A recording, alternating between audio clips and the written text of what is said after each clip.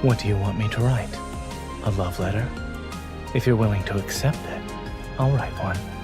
Hi YouTube, hi Twitch. It's gonna be just me today, as you can see on chat. Dawn said she's at a D&D session, so she will not be joining us for these cards today. But today we're gonna be doing Zayne's Holding Autumn, Rafayel's Sunlit Raindrops, sorry, and Sylus's Night Glow. So we're gonna do all three cards today, and yeah. Sorry for the last scuff stream. What do you want me to write? A love letter? If you're willing to accept it, I'll write one. It's all good, Dawn. Yeah, so we're gonna do all three cards because we got this 10 days with you and then plus the two promise cards. I thought I would do them on stream this time since I do tend to watch them on my own, but we'll be doing them on stream this time. I will be doing most of the talking because our good old trusty Dawn is not here to help us, but that's okay. We're just gonna get right into it. What are you looking for? Is it too bitter for you? I think it's perfect. Okay, we'll start with Zayne, I guess, since he's in the cafe today.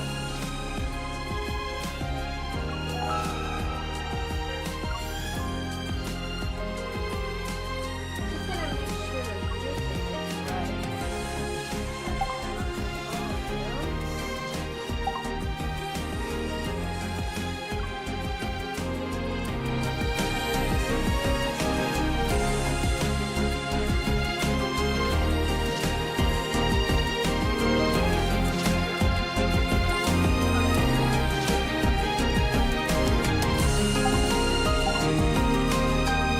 Okay, let's get started, guys.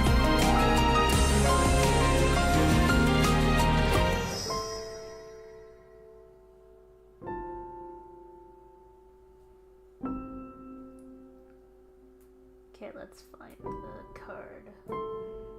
Holding Autumn. Okay, thanks for all the emojis, Dawn.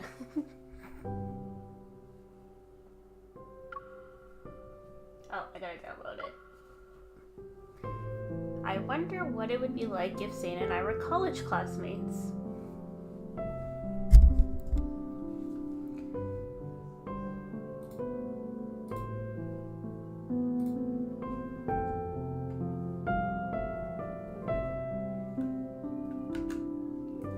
Let's get started, everyone.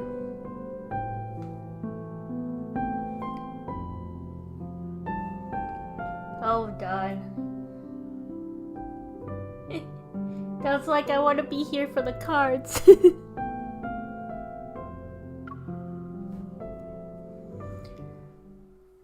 Sorry, no webcam today. When no one's looking, I swipe the last piece of chocolate cake from the tray. One almond brownie, mango pudding, a sea salt croissant, that's everything. Just as I turn to head back, satisfied with my haul, a familiar figure appears in front of me. I see a certain someone has quite the sweet stash. Coming from you, Zayne. Don't you have a bigger sweet stash than this? After that speech and panel, you must be low on sugar, Dr. Zayne. Our famous almanac. I don't know if I pronounced that word right. So I grabbed one of every dessert for you. For me? Why are you so shocked? Yeah, they're all yours. And what about your own share? Mine is... I wink at Zayne and glance at the mountain of sweets in my hands. Well then, on behalf of our Alumni Association, I'd like to thank you for supporting our Clean Plate initiative. Clean Plate initiative? My pleasure. I'm just doing my part. Zayne effortlessly takes the plate from my hands. He counts the number of desserts and chuckles as if he realized something. If you showed up at an academic conference and raided the refreshment table like this, you'd have a new nickname in no time. Maybe when they're online, they'll call me the academic Lacoste. Perhaps. Thankfully, this is an alumni get-together, so... So? Done. Confused, I look at Zayne. He leans in slightly and lowers his voice. His smile widens. Welcome, Locust. Oh, it's Locust. Okay, I pronounced it wrong.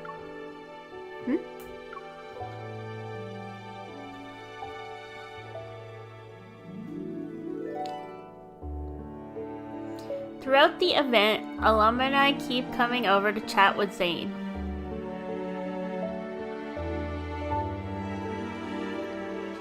Dr. Zayne, we're leaving now. Please don't hesitate to reach out if you're interested in my research project. Yes, of course. I'll think about it. Take care. Goodbye, Dr. Zayne. God damn it! Why isn't it clicking?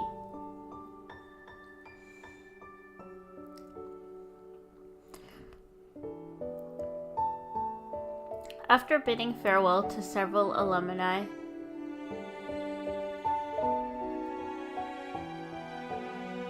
oh yeah, because you haven't muted, right?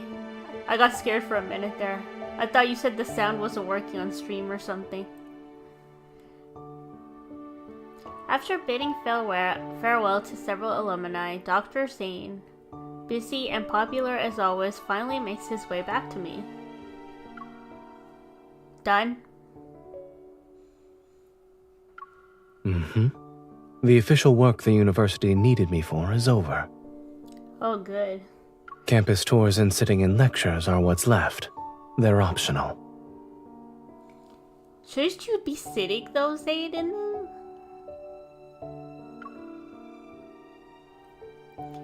Leaving now would be a waste. We came all the way here to see your college together. So Skyhaven University's anniversary events don't exactly meet your definition of excitement. Oh, he went to Skyhaven? Oh yeah, he did went to Skyhaven for university. Ah, interesting.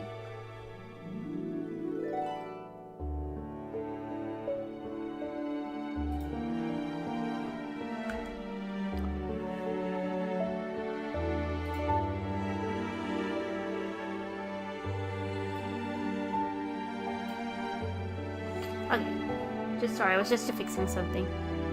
Feeling a little guilty, I look around and quickly use my hand to cover Zayne's mouth.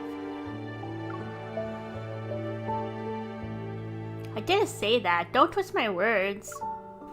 He gently takes my hand away from his lips and holds it at his side. Someone took time off just to accompany me, and yet she only got a mediocre snack break out of it. It doesn't sound fair. No, it really doesn't, does it? It's unfair. That's it. Zayne props his chin up in his hand and pretends to think it over.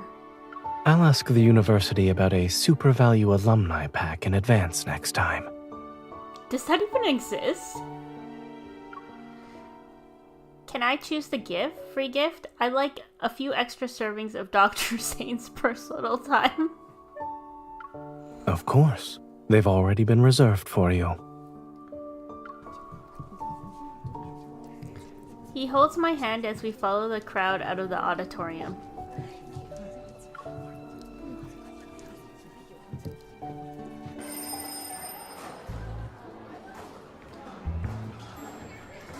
As we step out of the auditorium, I'm about to ask Zayne what's next when the bell rings.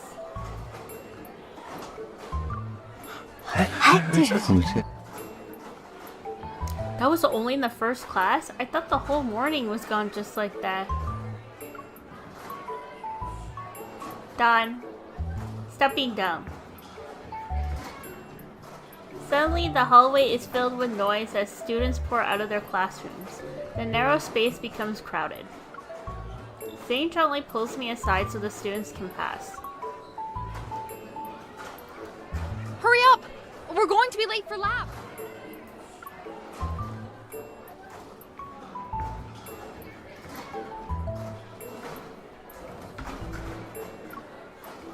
What's wrong? It's nothing. I realized they're also medical students. Well, no, duh. How can you tell? Do med students have a radar for each other or something? Well, if you're visiting his class is related to his, wouldn't you be where the medical students are? What? This is South Building 1. The building with the med school's laboratory is located in the northern end of the campus. It's a 10-minute dash from here to there. I remember how annoying it was when professors went over their allotted time.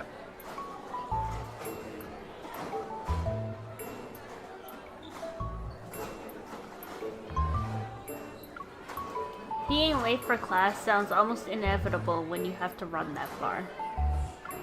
Exactly. That's why I started training for marathons. Uh-huh. Glances in the direction where the students ran off to again. They've already disappeared from sight in just a few seconds. I was kidding. I only recognized them because of the textbook they were carrying. Okay, that's more reasonable, but still, you're in the medical school building. Like, there's only gonna be med students. What? Is it the same edition you had? The one I used is ancient by today's standards. They changed it last year. And since we're discussing the new edition, I wrote it. Wait, you wrote it? Really? What?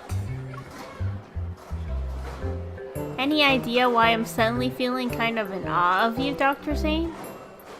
MC, you're lying. He gently shakes our clasped hands. So now you're holding my hand out of reverence? You're boosting his ego too much, MC. As he speaks, a student runs back, rushes into a classroom, and comes out with the book. He's about to sprint down the hall when he glances our way and abruptly stops in his tracks. Hi, Dr. Zayne. Class is about to start, so I need to go. Bye. Huh. Zayne and I exchange a glance, then we laugh. Now that's what I call reverence. Running into a lecturer tends to make students nervous. What about you? Were you like that as a student? If I left my textbooks behind that often, I would have broken more marathon records. Overachiever. What was Zayne like in college?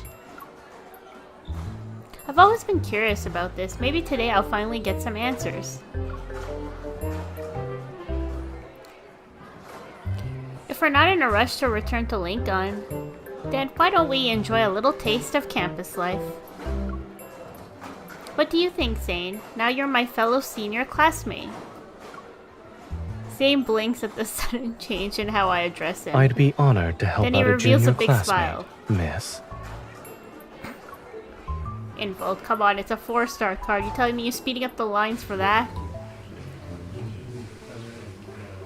Last time, we pretty much went over the origins and early The development professor of at the podium is already in the middle of today a lecture. we'll move on and talk about Do I have the to listen founders to of it? the different schools. Meanwhile, I hold Zayne's hand as we hunch down and sneak our way to the back row. We try not to draw in any attention.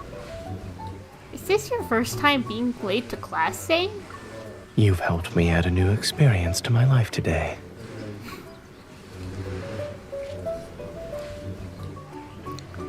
In a lecture hall that could easily hold 100 people, the students appear to be split into two extremes.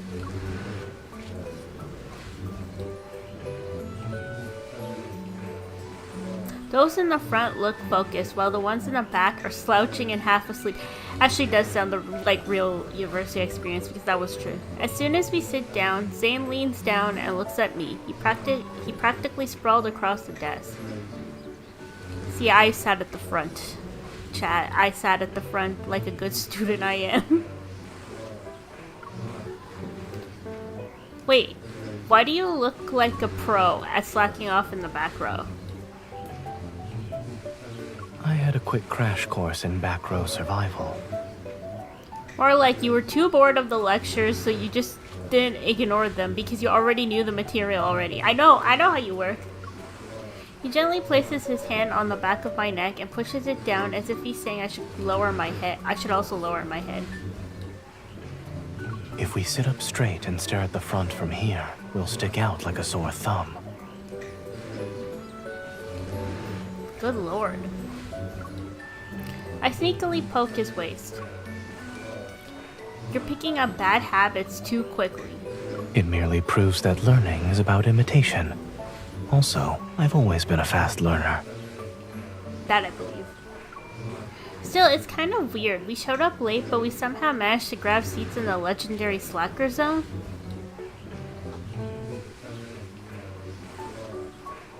Jesus. It must be a required course. In med school, students usually fight for the front row. He pauses before elaborating with more serious tone. There's no such thing as an unimportant course in medicine. Considering how hard-working you were, I bet you always showed up to class early. Not really. I was younger than most of the student body, so the older ones looked out for me. They always saved me a seat in the center of the front row. I think it's because of how you looked, Zayne. Really? Or did they want you in the hot seat where the professor could easily call on you? That could also be true. Both, I suppose. Yeah, but you probably had every answer. I feel the professor's gaze sweep across the room. I instantly stop talking. The lecture slides are packed with text in a tiny font. It's unreadable. Now I understand why the back row looks half asleep.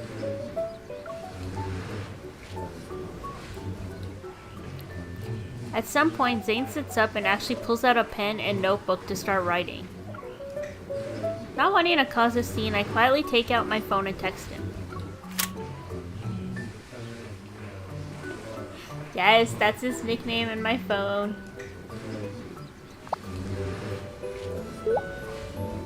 Do you mind if I copy your notes? I'm simply copying what's on the board. That's fine, I just wanted an excuse to talk to my favorite classmate for a while longer. You're sitting too close and drawing too much attention. The professor might notice. Zayne sets his phone down before tapping my cheek. He nudges my head so that I'm looking straight ahead. Then, as if nothing happened, he places his hand on the desk, casually moves closer, and hooks my pinky with his. Small moves like this are harder to notice. You know way too much, sir.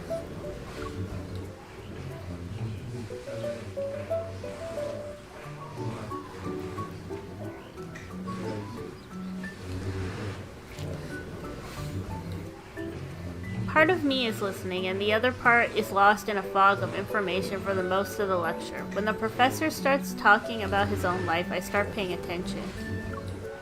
The wall clock reveals there are 10 minutes left until class ends, but I'm already mentally checked out. Ugh, tell me about it. Hey, you too. The lovey-dovey couple in the back. Can you open the back door for me? You realize he's talking to us and turn our heads at the same time. The student crouches near the back door. He looks confused, but he's still trying to whisper. You're not sneaking out? We still have 10 minutes before class ends. If you wait that long, the third dining hall's chicken rice will be gone. Didn't you guys sit back here to get out early? It's been so long since I was on campus, I forgot how scary the lunch rush can be. There's no attendance check for this class? I see not a lot of people showed up today. Since we still have 10 minutes, let's do a quick quiz. Hand it in when you're done, and you're free to go.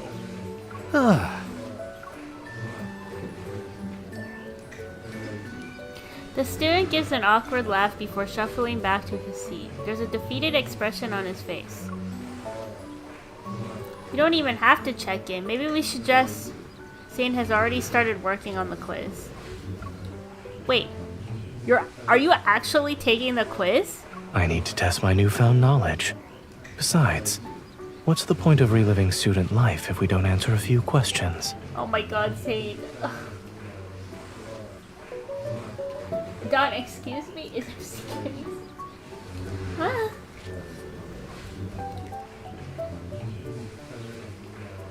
Zayne, we're done. We are in our careers. We don't have to look back at college anymore. Are you kidding me? It's not even about medicine, and you only heard the lecture once. You can still answer everything? Yeah, because this man is a goddamn genius. I'm just using my short-term memory from earlier. I wouldn't say I memorized it. You fucking liar. To convert the information into long-term memories, I would need to reorganize my notes and review at home. What is wrong with this man? He is such an overachiever. I need help.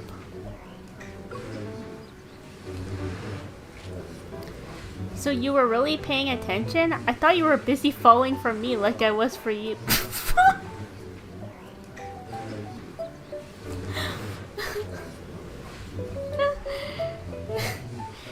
Oh, MC. You went for the nerd. You went for the nerd. Seeing him be focused makes me a little mischievous. I reach out and give his left hand, the one holding the paper down, a squeeze. I didn't say I couldn't multitask. You sly dog. He flips his hand over and holds mine. My gaze moves from my blank quiz sheet to his calm, focused expression. I have nothing to say. Why do you have that look? Because I don't want to do a quiz? I kind of want to borrow your brain. I want to see what goes on in a genius's head. Same here. Your request has been denied. Hey, you are not allowed to deny my request.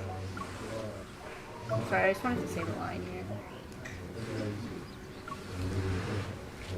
You are not allowed to deny my If you had my brain, you wouldn't need to borrow my notes anymore. Then I'll borrow your meal card instead. I flop onto the desk and turn my head to watch Zayne effortlessly fill in answers. God, Zayne, why are we doing a quiz? We don't even go to school here.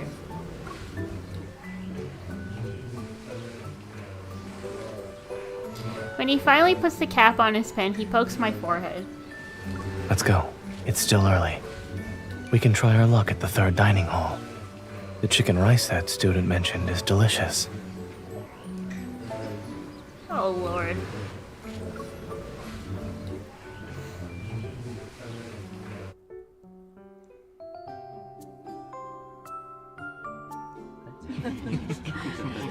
Wow, that's a really nice looking cafeteria. It looks like a restaurant. Zayne and I stop at the entrance. We stare at the area that's packed with people. We're early. How is it still this crowded? Seeing the endless lines, I hesitate.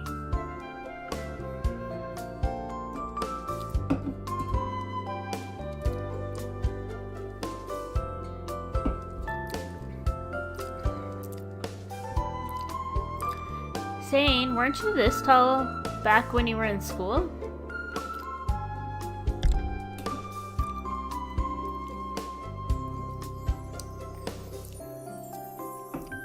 I stretch out my hand and place it against Zayne's chest to estimate how tall he might have been. Could you even get food in a crowd of rowdy, hungry college kids? Professor Noah sometimes snuck me into the faculty dining hall. Oh, you lucky goose. Oh, right. You still give lectures here. Then why don't we... Just as the idea hits me, I unconsciously pull my hand back from his chest, but he catches it and intertwines his fingers with mine. The meal card for the faculty dining hall belongs to Dr. Zayne. Your fellow classmate, Zayne, can't use it. Unless... Are you saying you'd rather see Dr. Zayne right now? You... I'm surprised he's actually enjoying our roleplay. There's a lot of things that he enjoys.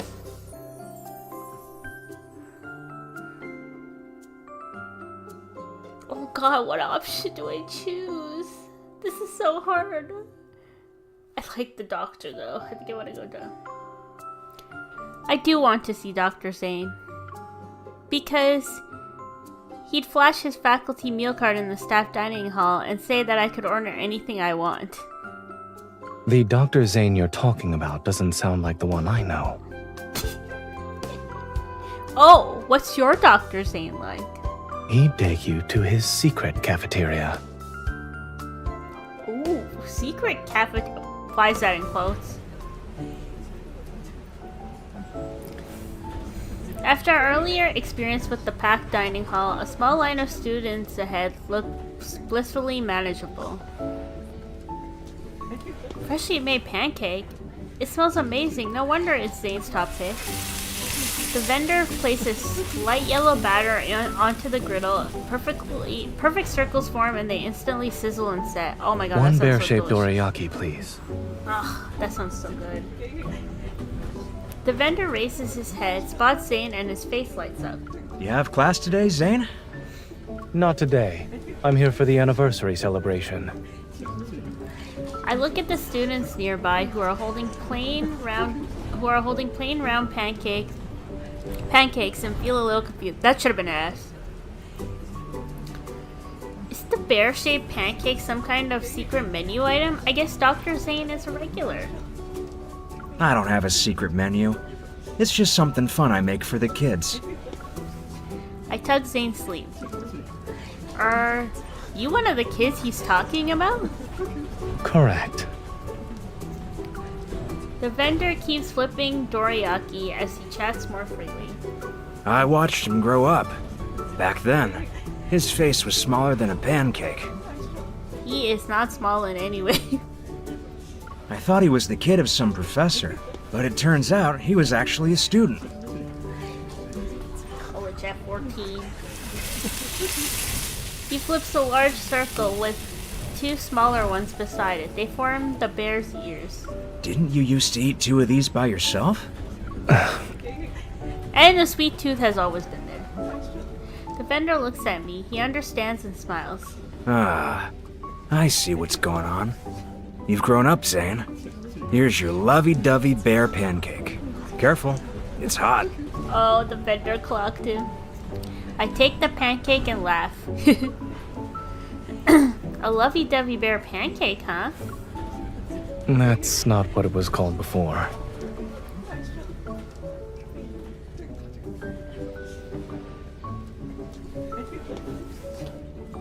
As we walk, I study the pancake in my hands, then I hold it next to Zayne's face for comparison. Was your face really smaller than this bear head back then? This bear head is not that big. He was exaggerating. True, the bear head is on the small side, which explains why someone used to eat 2 by himself. I take a bite and can't resist teasing him. Back then, I saw couples share one pancake. I always wondered what it felt like. Aww, Each of them only got half, but they looked happy. wanted to share a pancake with us. I wave the pancake in front of him.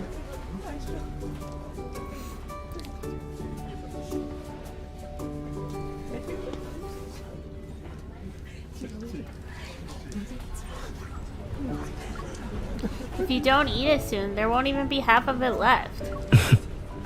He pulls my wrist toward his lips, lifts it slightly, and bites the dorayaki. Now I finally understand.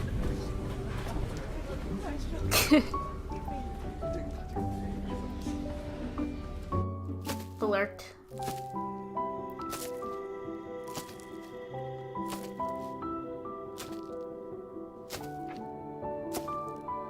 The paths are covered with leaves. Each step makes a soft, crisp sound. Walking side by side, we finish the pancake in no time. Ahead, students wander among the grove of trees. Some are picking up leaves while others are taking pictures under the trees.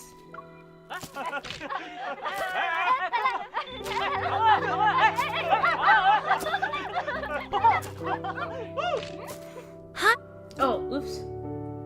I did not mean to do that. Hi. Sorry for bothering you. We're from the photography club. Would you like to follow our social media account? We're giving out small gifts.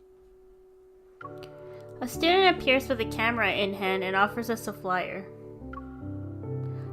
We're not... Don't worry, upperclassmen can follow us too. You don't need to be a freshman.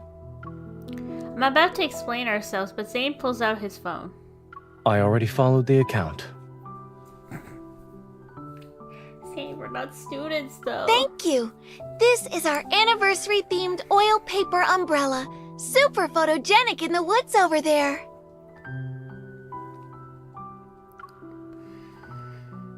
She pushes the umbrella into my hands before rushing off to find more students. The autumn breeze blows past. Leaves rustle around us.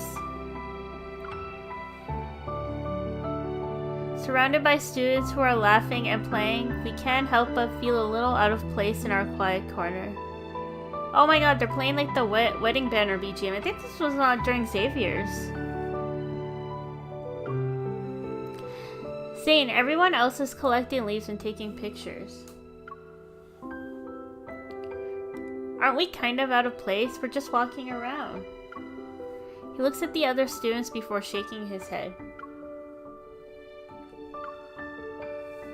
This was what my campus life looked like, wandering aimlessly between experiments. All of my most peaceful moments were simply that. Aww.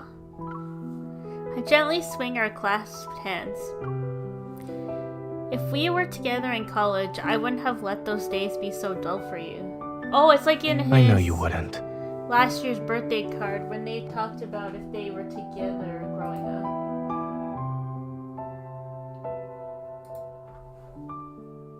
If you were with me, we'd walk hand in hand through autumn, picking up leaves, taking pictures under trees.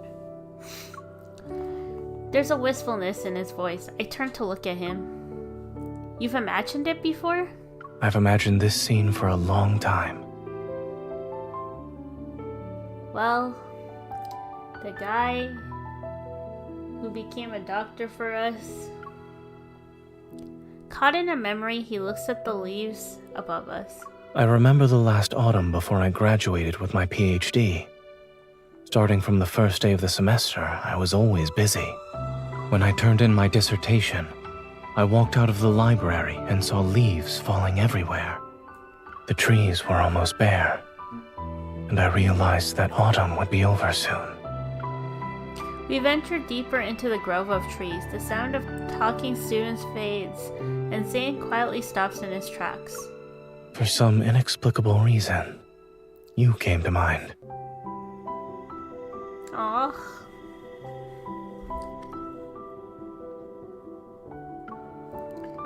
However, I didn't know if we'd ever meet again at the time.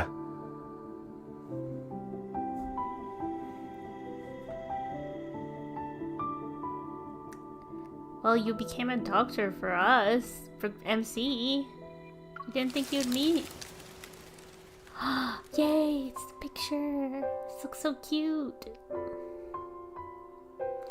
Now you can finally live out everything you imagined. A breeze blows past us and leaves dance in the air. I open the oil paper umbrella.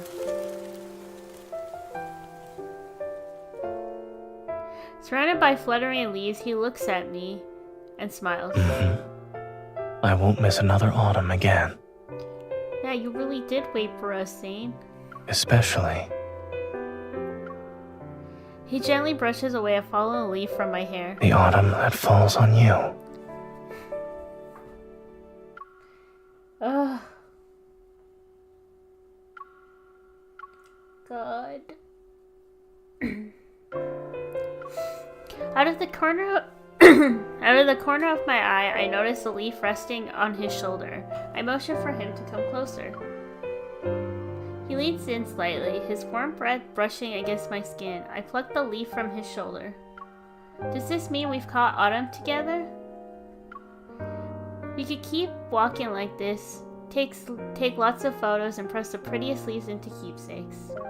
Photos and leaves. They're merely vessels for autumn. But autumn itself can't be held. Hence why, at this very moment, I only want to keep. A kiss lighter than a falling leaf touches my lips. The feeling of it. This is so cute.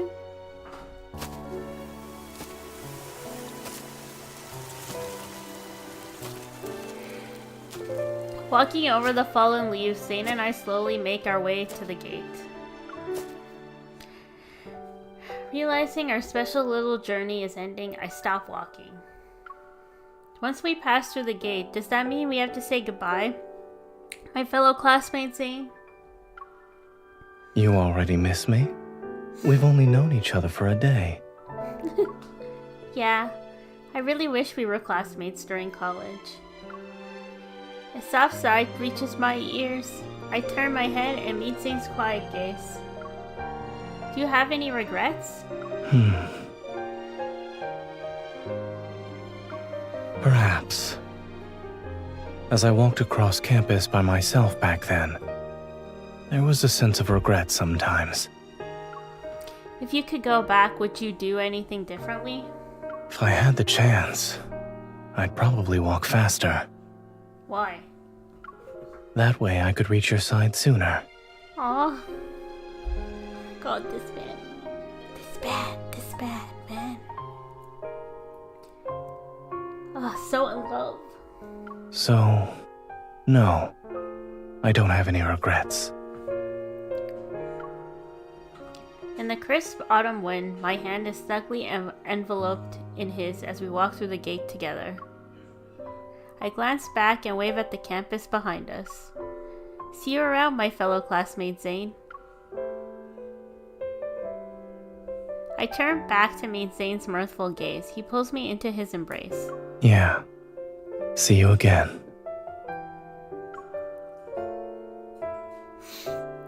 Oh my god, that was really good. That was so cute.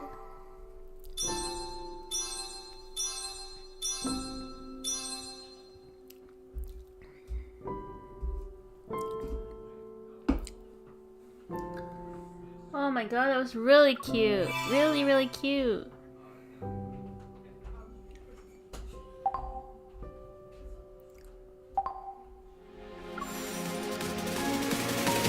Next we will be doing Rafayel's. I did technically already go through it, but we'll do it on stream for everyone.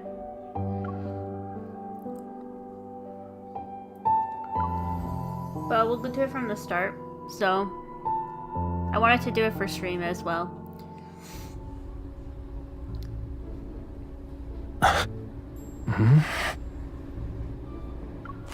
The bumpy ride wakes Rafayel up from his nap, and the book that was covering his face slides down and lands in his hand. Man, isn't that what happens to him in the cafe sometimes? Are we there yet? Why am I driving? The endless highway stretching into the distance has already given him an answer. I don't think so.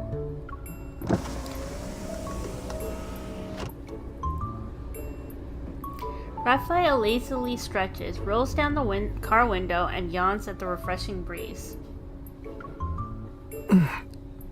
I can't believe a short nap made me feel this groggy. Why did you get to nap and I didn't get to nap? What life is this?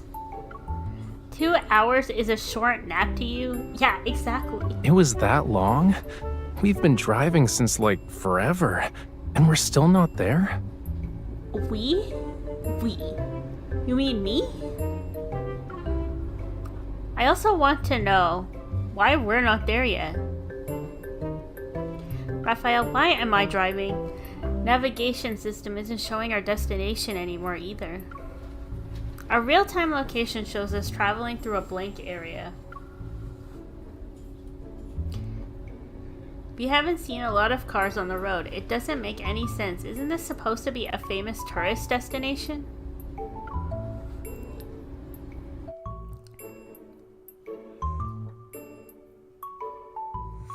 A few nights ago, I was sprawled on the sofa and engrossed in a travel memoir I found at a secondhand bookstore. I thought you were reading a new interesting novel.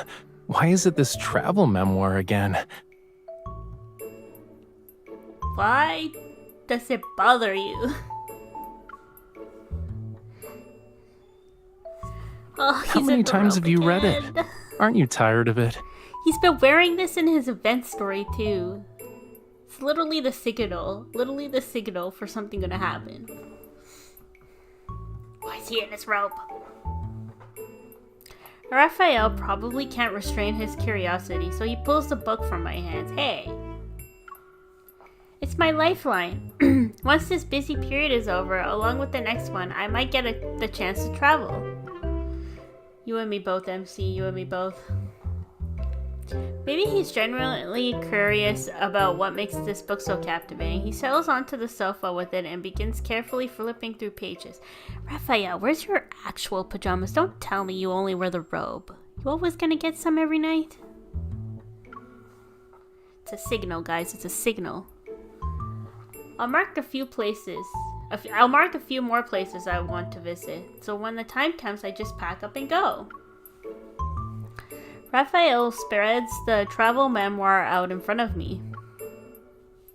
What places have you marked? Let me see. Wouldn't you like to know?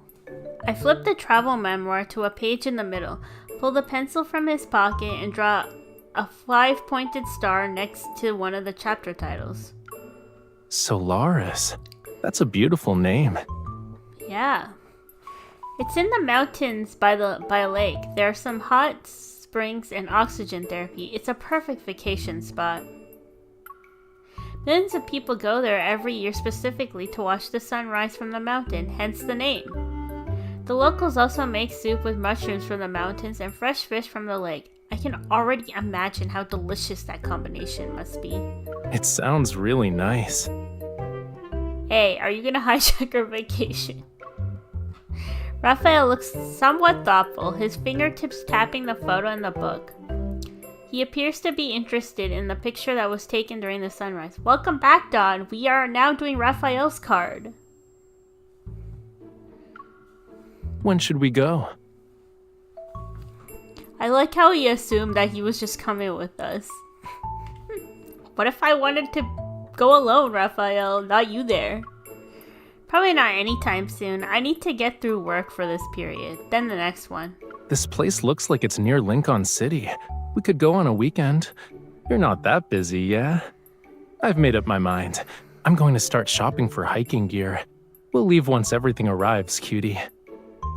God damn it, the cutie gets me every time. He's gonna buy us hiking gear? Ugh, I hate hiking though. I thought you didn't... Wait, since when did you like hiking? Don, are you okay? Are you serious? Traveling should be spontaneous if you want to go anywhere. You could have already reached your destination in the time you spent planning. But I like planning. I need to plan. My life needs to be planned. Everything needs to be planned. Like how he clocked me.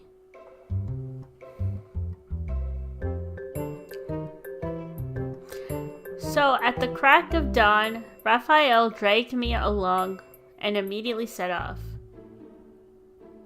Yeah, but who's driving? According to our planned route, we should have reached Solaris's scenic area hours ago, but... Unable to obtain information about your location. Please reselect your destination. Got a bad feeling. Did we go the wrong way? Why do you say we when you are not the one driving the car? Leave Lincoln City, get on the intercity highway, exit at G50. Pff, are they in Phoenix? The state? God, please, I would never go there. Even if the navigation system is acting up, that's exactly what it says in the travel memoir. We're on the right path. Rafayel leans against the car window, scans her surroundings. There's nothing but overgrown wasteland as far as the eye can see. If you're that confident...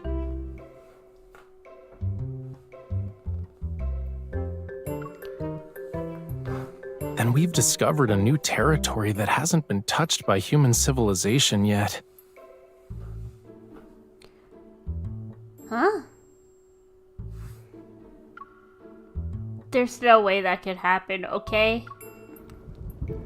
However, our mobile phone signals weaken with each bar, and massive storm clouds hang over the end of the road. I have a bad feeling about this. Look, a car stopped up ahead. I slowed down to get a better look. It's not just one car. Several cars crashed into each other in a multi-car collision. A car accident? This is serious, but it must have happened several years ago. The paint on these cars is peeled off. Who knows how long they've been weathering the elements? Hey, you missed the beginning part. He didn't. He was in his robe in the... He was in his robe in the first part. Okay, yeah. Blah. You missed the beginning where he was in his robe. Man, that 5-star card, Ignited Echoes, was pretty wild, if you ask me. How can they leave these cars sitting in the middle of the road like this? It's strange. There's something even stranger up ahead. Do you see that baby stroller?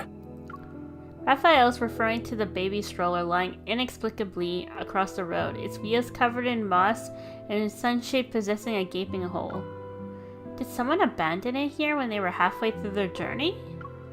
What kind of emergency would make someone abandon a baby stroller on the highway? We probably haven't stumbled into the ruins of human civilization. It's actually a place people left behind and forgot about.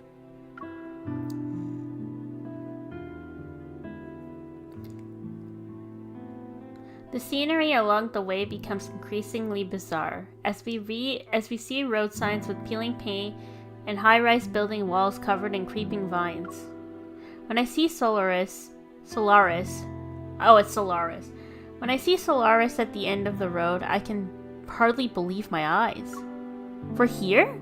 Yeah, we are. It's just really, really different from what we expected. I don't know, they're using the same image from Sylus's Misty Invasion card, Lost Oasis, so I don't know. I note the dust, fallen leaves, vacant storefronts, and abandoned vehicles. I guess we've arrived at a ghost town. Oh, we hit a ghost town? Interesting.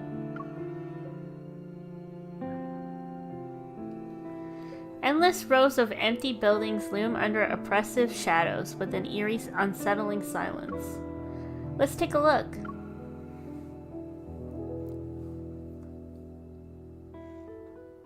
Rafayel and I get out of the car and walk along the road. What's going on?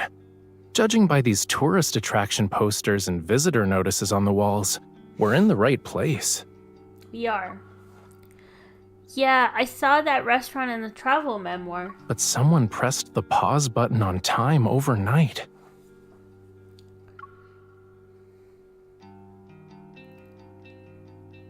The restaurants, hotels, and souvenir shops lining both sides of the road still display their signs, yet the buildings are empty and abandoned. They're shrouded in deathly silence.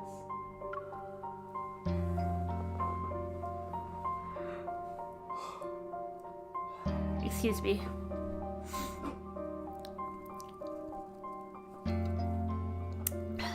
Suddenly we come across a motorcycle that's been sliced in half. It's a clean cut too. I think I know what caused this. Around us is a scene of familiar devastation. Signs had fallen from above and telephone poles were severed by sharp blades. Rafayel follows my gaze and quickly understands. Wanderers. That explains it. When wanderers first appeared, many cities were damaged and people were forced to evacuate. They left behind one empty city after another. This place was probably unlucky enough to become one of them. Once they appear, the scenic lakes and mountains, hot springs, and local cuisine instantly vanish. People back then must have fled in a frantic, terrified rush. So they left behind He looks around and shrugs helplessly. whatever was left behind. Yep. Only the nameless red flowers swaying at street corners bloom with fragile vitality. There's no point in staying here now. Why don't we head back? Rafayel doesn't respond. He quickly turns and walks into a roadside gift shop.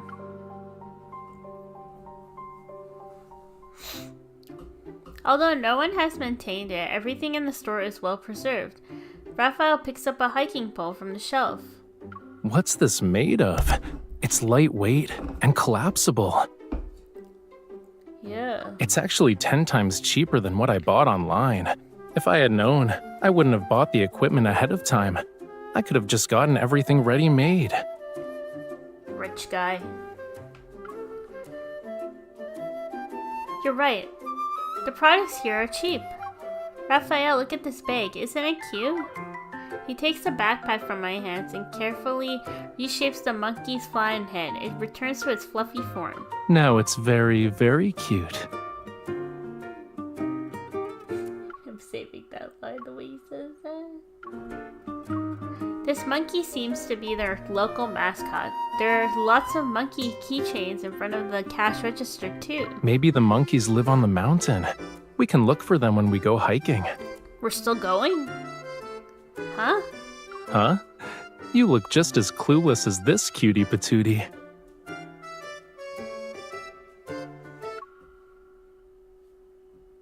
Wish you would call me that. He picks up a monkey hat and puts it on my head. His expression says that he knew just how well the hat would fit me. Are we still going up the mountain to watch the sunrise? We already know what happened to this place. Shouldn't we just go home? What do you mean? Of course we're not heading back. The city has been evacuated, but the scenery should still be here. Ugh. Wouldn't it be a waste if we don't hike and watch the sunrise? We're already here. Well, but... If we go back now, that means you spent your entire day traveling. And after resting, you'll be working again. Are you sure that's how you want to spend your vacation? Ugh.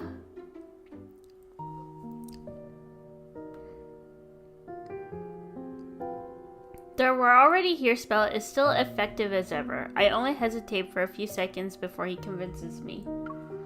When we leave the shop and return to the street, the gloomy sky has darkened considerably. We just need to find somewhere to spend the night. Rafayel actually realizes a problem before I do. This has never happened before. There are vacant hotels everywhere. We can just pick one and make do for the night. That's not okay, cutie. Accommodations are an important part of the traveling experience. We can't settle for the bare minimum. We are in the bare minimum.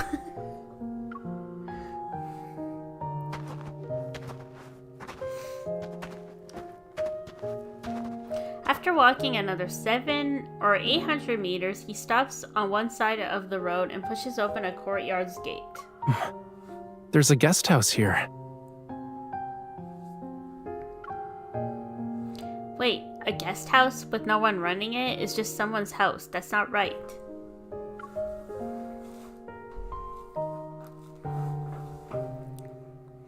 Rafayel is already in the residence and stands in the entryway. He looks up at the sky. It's better than being soaked like a drowned rat, yeah? As soon as he finishes speaking, lightning suddenly streaks across the sky. It's immediately followed by a clap of thunder. I quickly dart into the house.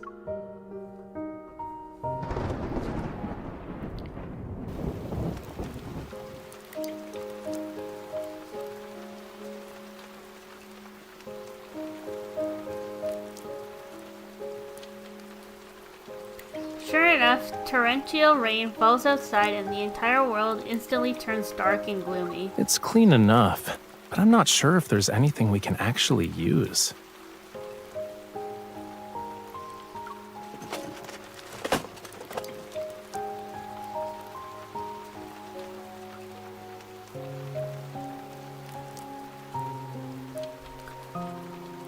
Raphael uses his phone as a flashlight as he methodically searches the cabinets.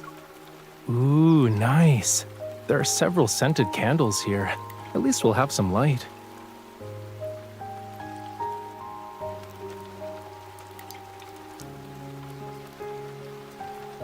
Sorry guys, just give me a minute here.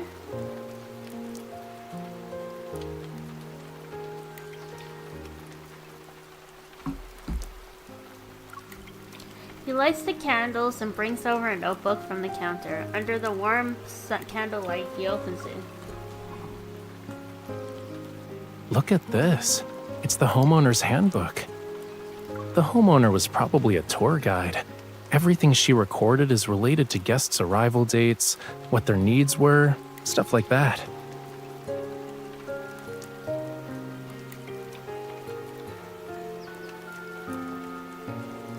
May 16th. A newlywed couple.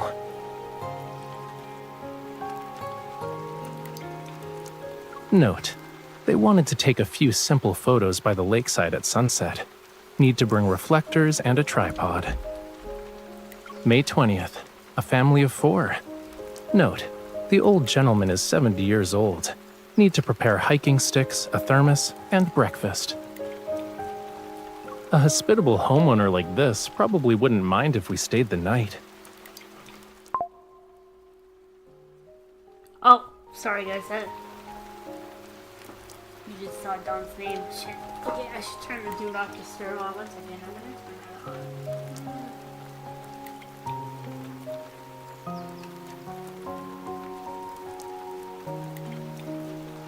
Okay.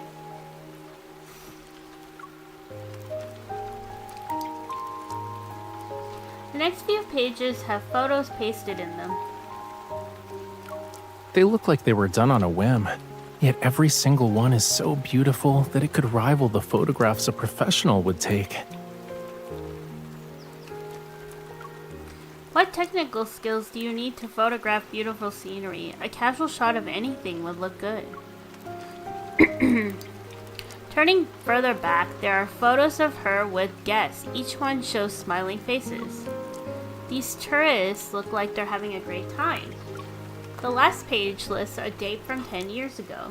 That travel memoir was also published 10 years ago. Exact same year. A place that could inspire travelers to write about it and make locals feel proud of their hometown scenery. This place must have been full of life.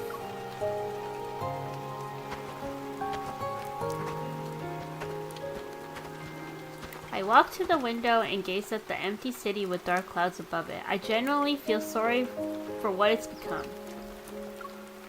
The infrastructure here is still mostly intact. The buildings haven't been completely destroyed. Why hasn't anyone come back? What a shame. The streets washed by the rain answer me with the creaking of broken light boxes. I see those red flowers blooming in the corner of the wall once again.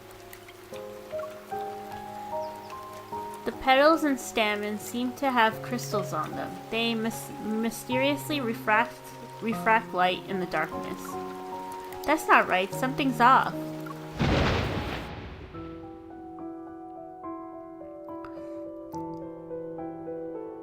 Another flash of lightning streaks across my vision, but the world is suddenly plunged into darkness. Raphael? Raphael, are you there? No one answers me. I turn and step into the darkness. My foot doesn't land on stable ground. I fall forward instead. Raphael! Ah!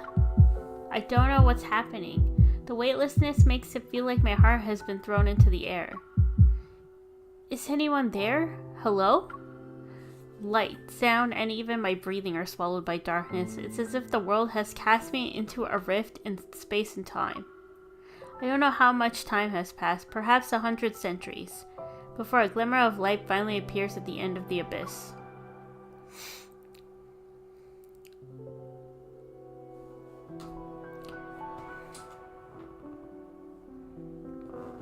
Raphael? I'm here. Is this kind of foreshadowing? Because that's a really strange dream to have.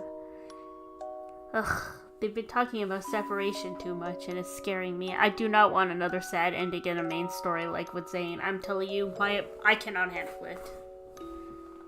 Rafayel sits on the sofa and looks at me as my head rests on his lap. The scented candle's fragrance drifts around us. What did you see? You kept saying, Rafayel, Rafayel. I didn't think you'd call out to me when you were scared. Who else would I call out to? You're my lover. Rafayel strokes my hair to soothe the fear I haven't recovered from yet. If you really want to comfort me, it'd be better if you didn't say that last part. He leans down and uses his ring finger to wipe away a tear I didn't notice. His ring finger, huh? Is this a sign? It's okay now. It was a hallucination. None of it was real. I mean, it was real in my dream. Don't be afraid. I'm here. See, I'm scared now. I'm literally scared for the main story. Ugh, you better not. You better not make me cry, sir. A hallucination?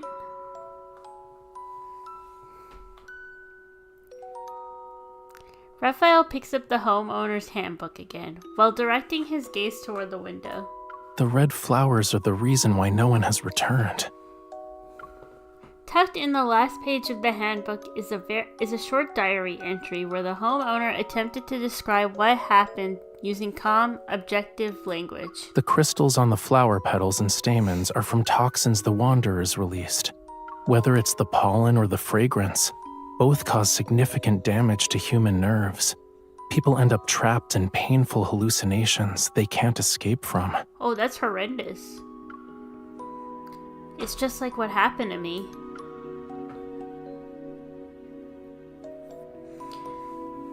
Guys, if I'm streaming cards again, I'm doing it with Dawn. My voice is dying, and I haven't made it to the third card yet. Even though I know it was a hallucination, it's hard not to feel genuine terror. I actually experienced it. No wonder. So as long as these flowers remain, no one will ever come back. Realizing this, my sorrow for the city deepens. Hunters can reclaim land from wanderers, but restoring it to how it was before is impossible.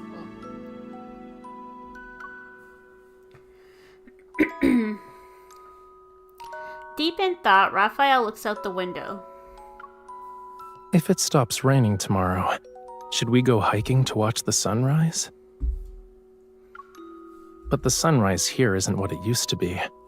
I wonder what it would be like to look at the city from the mountain. You pick. Since things have turned out like this, I don't have any plans for the trip. If the rain is gone by the time we wake up, we can decide then. What do you think?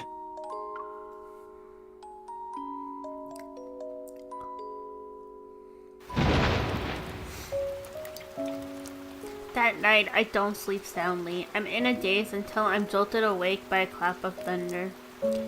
They used the same room that they used in his 5-star memory that we just recently did a week ago.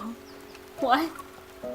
The air carries the pungent smell of smoke mixed with the floral fragrance. It's so strong that it's almost suffocating. Is something burning? No one is next to me. As soon as I turn my head, I can see towering flames from the window. I immediately push the door open and rush outside. The scene before me is so shocking that it almost leaves me breathless.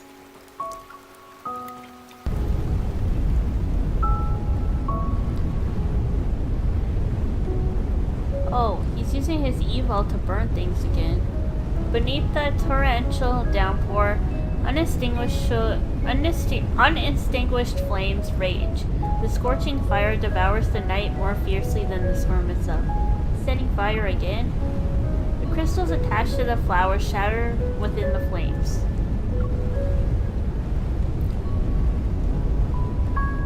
At the suburban lakeside, Rafayel stands in the center of the scorched earth.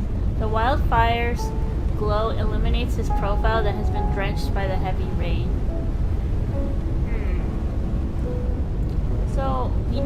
learned in his banner memory card, like Ignited Echoes, that he has a very strong fire evil because he can literally torch a big section, like he can start a big fire.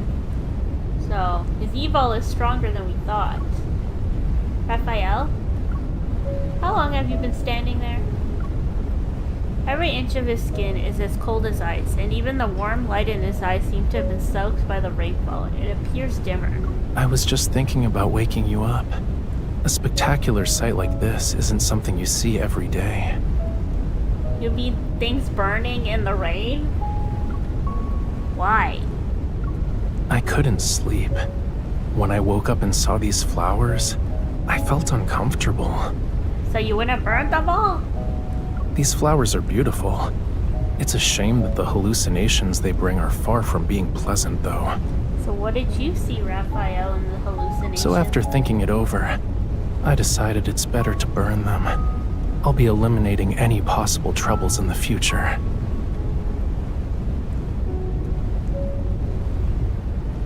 Oh, yay! Don's heading home. Come on, chat when you're home. Please. Even with a smile, his eyes were unfocused for a moment. Have you been standing in the field of flowers this whole time? Raphael looks around and realizes what I was worried about. Are you curious about what I saw in the hallucinations? Yes. It wasn't real. I'll count to 3 and you'll forget about it immediately. 1, 2, 3. He will not forget it. It must have something to do with the past. Raphael cooperatively puts on a bewildered expression as if to say what just happened. He didn't forget. Don't worry. I already forgot about it. Liar. And yeah, they're all fake. But some of them were real. You didn't see the other timelines, did you, Raphael? The myths? Doesn't continue, and I find myself thinking, maybe he's too good at dealing with this kind of pain. Yeah, which is not a good thing.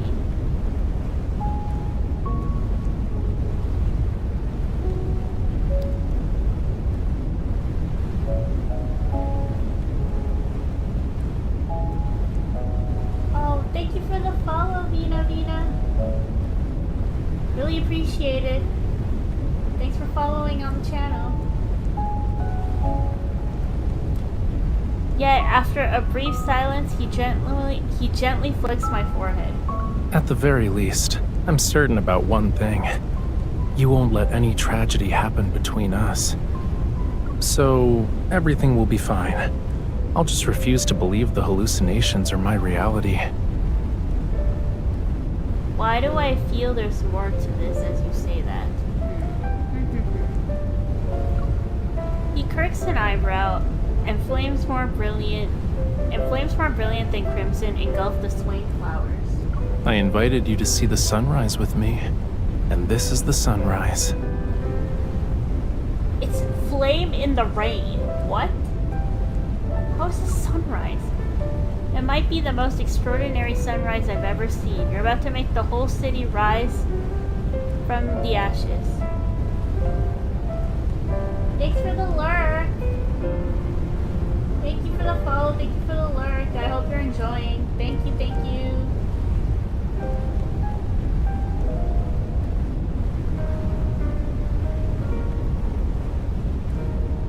Of course. We're already here, right?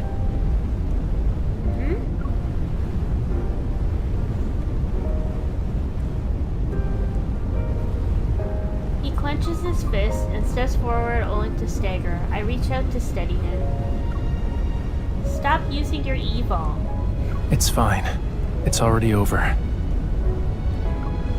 As the persistent flames finally fade from Raphael's palm, he stares at the darkened sky for a long time. I just don't know when the rain will go away. Ugh, I hate it when it's like raining like this. Maybe I'll stop soon. Since we've already decided to go up the mountain, let's not worry about whether it's sunny or rainy.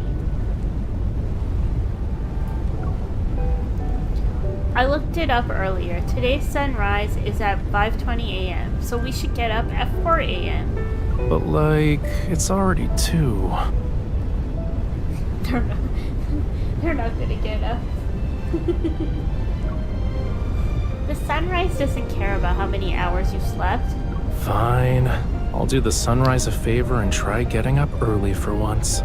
That's impossible for you, sir.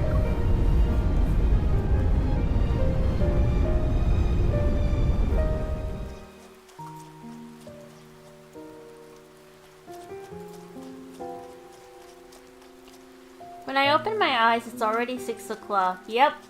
Did they make it? No.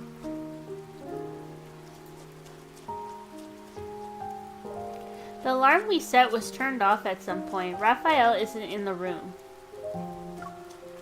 I borrow an umbrella from the storage room and follow the mountain path. I find him sitting in the rain.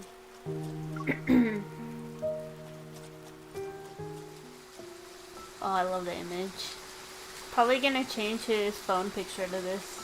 I knew the rain wasn't gonna stop anytime soon. There was no point in making you wake up early just so you could get soaked. I meet his gaze as he looks over. Without saying a word, I step forward and cover him with the umbrella. What do you mean? This might be the most beautiful scene in the city. Clouds linger in the humidity of the mountains and wilderness. The plants, thoroughly soaked with last night's moisture, stretch their stems and leaves more freely. Look at the clouds. The sunrise is always there. It's just hiding behind them. Come on, let's say hello. Oh god, let's say hello. He waves enthusiastically in the direction of where the sunrise would be. Then he looks at the city below. Oh my god, this seems so silly. I wonder what Solaris's former residents are doing right now. They probably already found new homes and rebuilt their lives. Or rather, the best proof of that is how they actually forgot about this place. But I think they must be waiting for this sunrise too. Raphael touches the raindrops in his palm. He's lost in thought. It's a good thing that the hunters didn't hand this city over to the wanderers. Otherwise, we wouldn't be able to sit here and watch the sunrise. True. Unfortunately, the weather's not cooperating today. We'll have to leave the sunrise for future visitors. What did you see in that hallucination, Raphael? I stare at the rain clouds, and I can almost see the red sun behind them. Peaceful. It slowly climbs across the sky. Yeah, sunrises are really beautiful.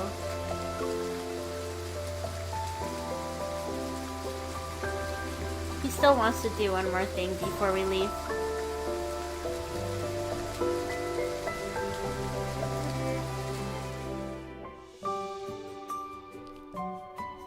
Are you thinking about how to pay? Raphael spent the whole morning selecting several boxes of paint in the supermarket, but there's an issue now that he's at the checkout counter. I only brought my credit card. It doesn't look like they accept that here. I already knew that'd be the case. He finds some paper and a pen, then he leaves Thomas's contact information. Of course he leaves Thomas's. Poor Thomas! Leave the guy alone! He has so much to deal with. Are you making it worse for him? Note, just ask this person for the money. Poor Thomas. Thomas must get a lot of strange phone calls on a regular basis. Yeah, you don't say. You can't just buy things and not pay for them. I never take other people's stuff for free. Oh my god, poor Thomas. He places the note on one corner of the checkout counter and heads back to the guest house with the paint in his arms.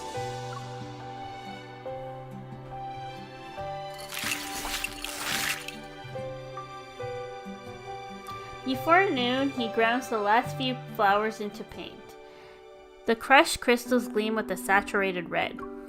Raphael applies this color to the canvas, brushstroke after brushstroke, layer after layer. The vivid brushstrokes make it impossible to tell whether that dark red is the blood, flames, or the sunrise we never saw. Standing before the finished painting, I only feel calm. It's a deep, profound sense of tranquility. Let's leave this painting here for the owner. It's to thank her for letting us stay the night. He places the painting in the corner by the floor-to-ceiling window, closes the handbook we leafed through together, and gently shuts the door. Come on, let's go home.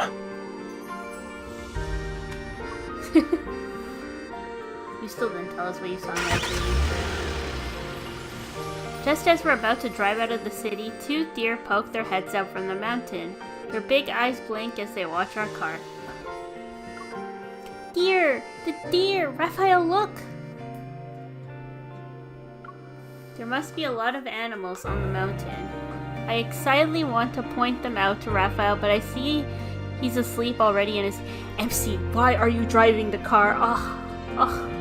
The other men let us be passenger princess, and this guy has to be passenger princess. I already don't like this. I observe his peaceful expression before shushing the passing deer. The city must be coming back to life from its deathly silence. Maybe one day it'll welcome old friends who haven't returned home in ages and new visitors who are full of anticipation. I can't help but place a gentle kiss on Raphael's cheek. Sure enough, the corner of his lips curve up slightly. He's pretending to be asleep again. If you're pretending to be asleep, you can go drive the car, sir. I'll let him enjoy this beautiful moment. The sky is clear now. Oh my god, MC. If it was me, I would be sitting in the front seat and he would be the one driving. Let's get that straight. Oh my god, that was so good. But it was angsty too. I wonder if this is some foreshadowing again for the main story. Been a lot of lore in Raphael's cards lately, guys. Lots of lore. So, all this lore, and what do we do?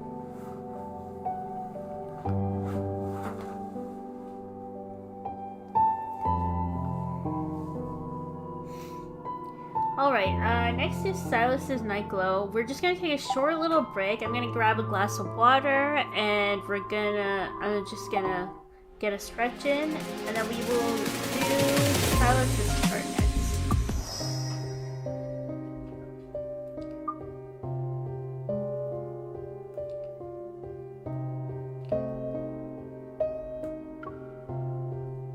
So, we'll just take a short break. I'm gonna put it on the break screen and I'll be BRB.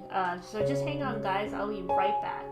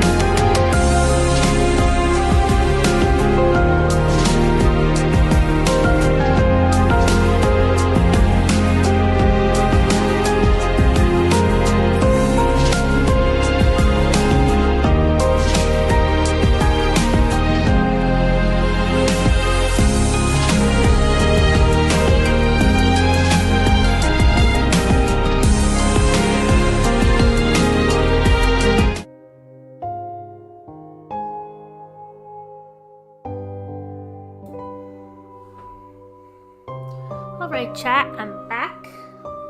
Got myself some water.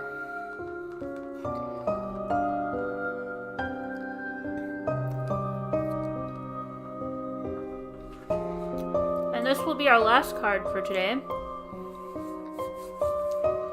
This will be Sylus's Nightglow, and I'm really excited.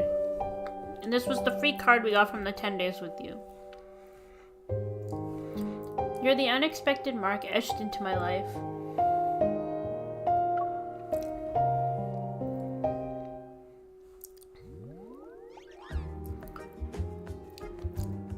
One, two, three.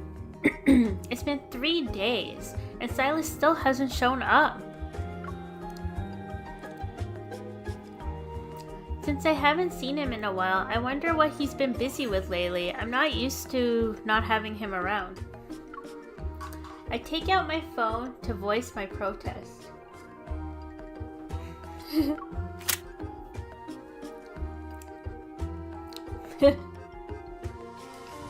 What are you doing?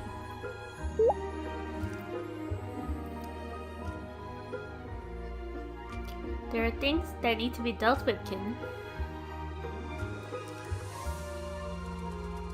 Ah! Not responding, sir. Before I can reply, I hear the sound of a mechanical beak tapping against the glass. It's outside. I open the window and Mephisto drops a red gemstone on my desk. Did Sylus send you?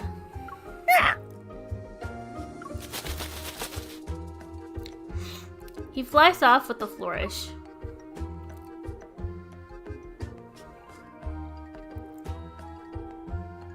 I sent Sylus a question mark, but I didn't get a response that day.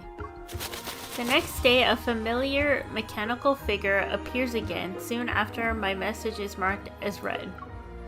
Mephisto circles in front of me before dropping a purple gemstone into my palm. Huh? Question mark? He quickly turns around and flies away. Sylus, what are you doing?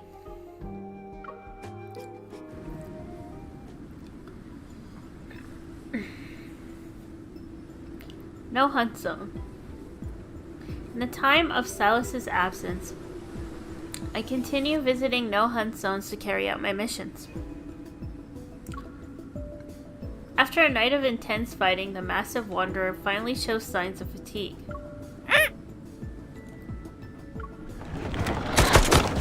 I look up and see a blackbird land on a... Wow, that went really fast.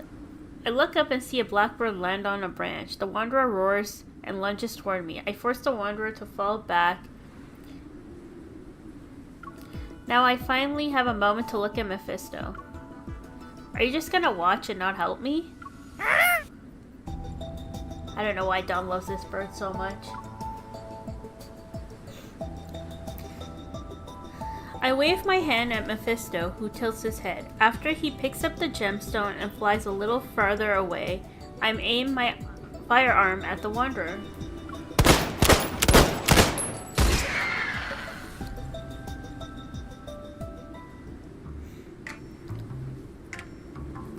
Half an hour later, I finally obtain the wanderer's protocore.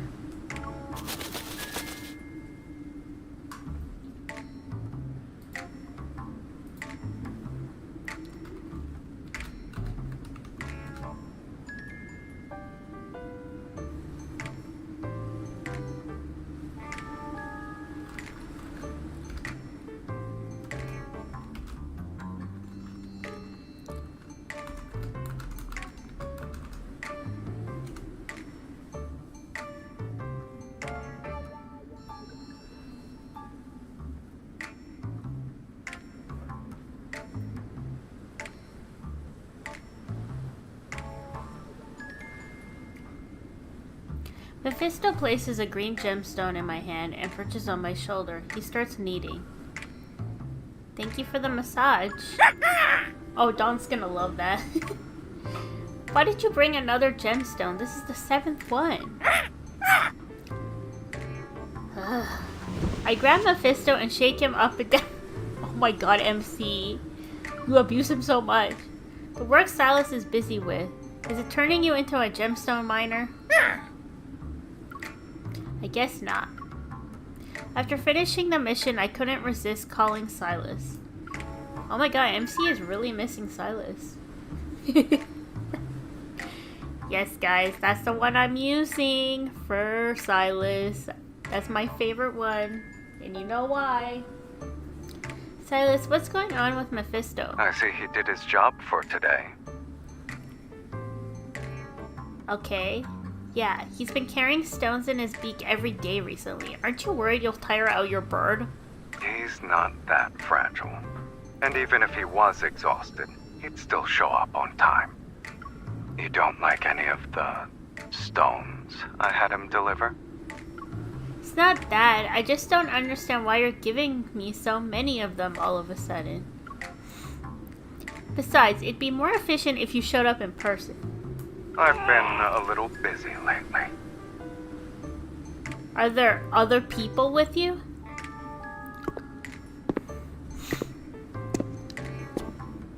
No, there aren't. I heard screaming. You're not doing something dangerous, right? I wouldn't call it that. But I do have something important. Do you want to join me? Say less.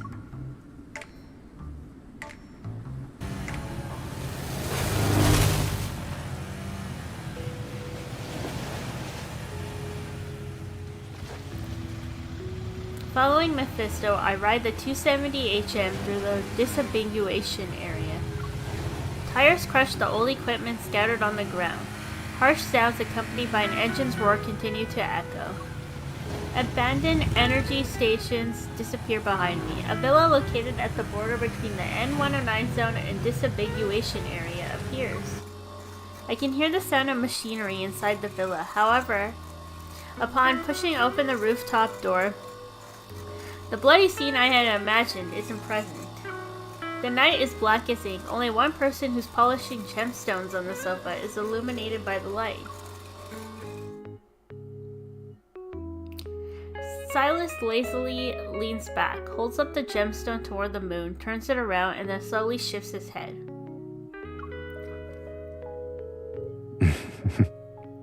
Long time no see, kitten. So you know it's been a while.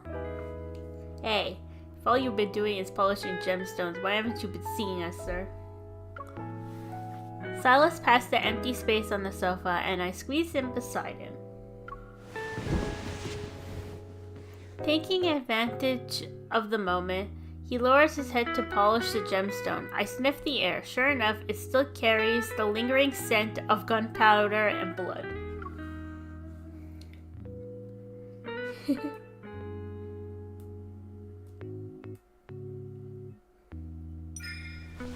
Worried, I run my hands over his arm to check for injuries.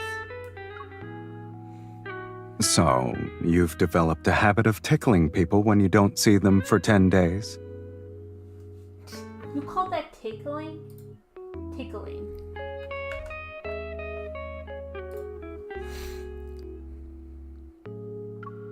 What are you talking about? I'm doing an examination. Oh? What are the results then? No injuries to the face, a strong heartbeat, and your body's intact. Congratulations, you're in good health. I've done all I can.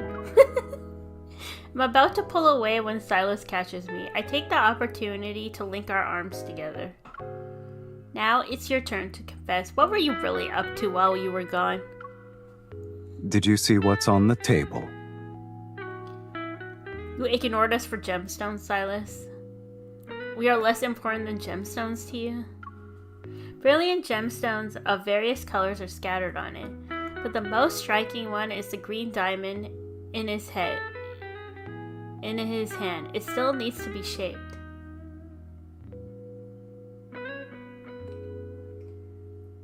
Oh, hi Don, now you're on YouTube. Oh, it automatically does bring my YouTube comments. Okay, so we're good.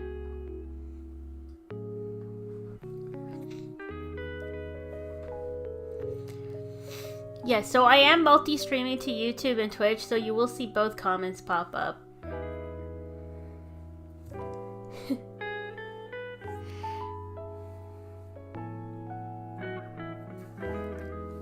Brilliant gemstone. Oh yeah, okay, so we got to this. We did this part. Hi Don, welcome. Did you want to come on voice, or are you just good being on chat? Did you personally cut and polish the stones from before too? Sylus hands me the green gemstone he just cut. Put it on the polishing wheel and shape it however you want. Give it a try. You're telling me you avoided us for gemstones? What are you up to, sir? That's all the instructions you're going to give me? Aren't you worried it'll look weird? His arm, which is loosely wrapped around my waist, tightens and I feel myself being effortlessly lifted as Sylus pulls me in between his legs. Oh my god. It's not valuable.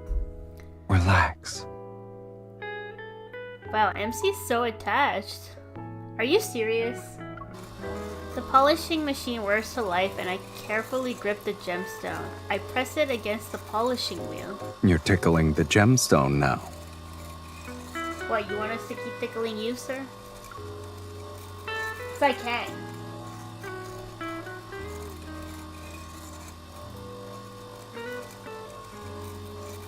I legit don't mind, you know.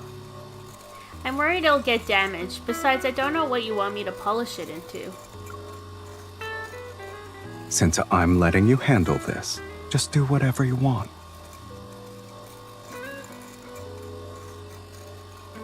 Alright then. You seriously letting us do whatever we want? Because if it was Dawn, she'd just take Mephisto. I want you to know that. She would just come and take Mephisto. That's literally what would happen if it was Dawn. I'm just gonna say.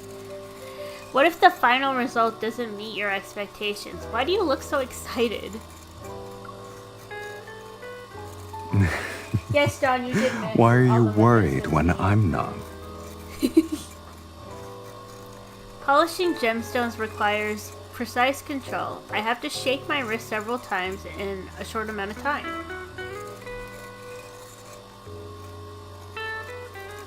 Hang on guys, I'm just gonna start having just quickly checking my messages.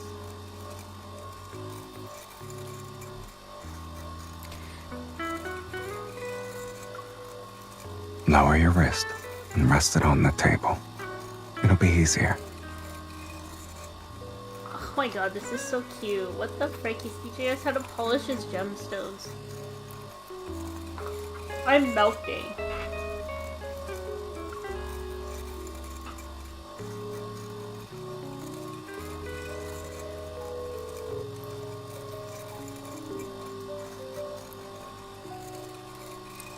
Sylus only verbally corrects my posture. I do as he says and my wrist feels more relaxed.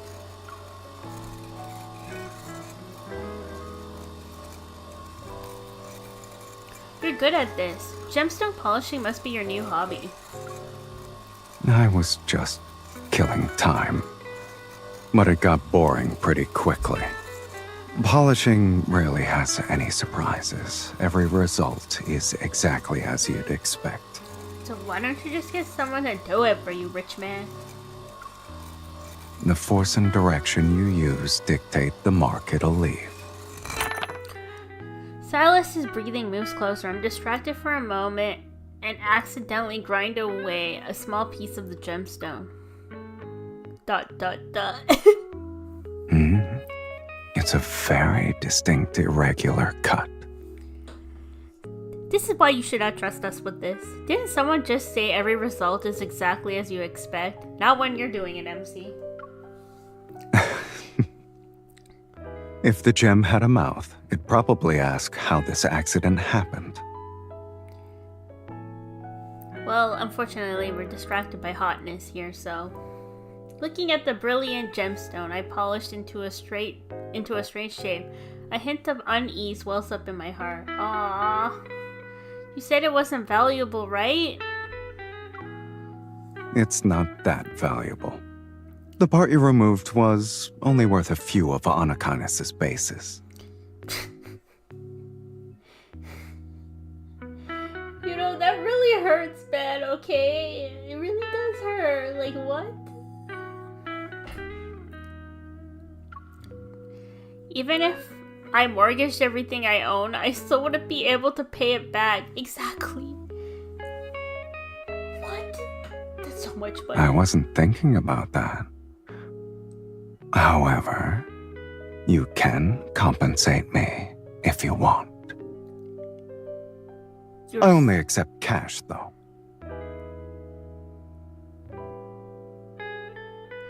I mind boggle.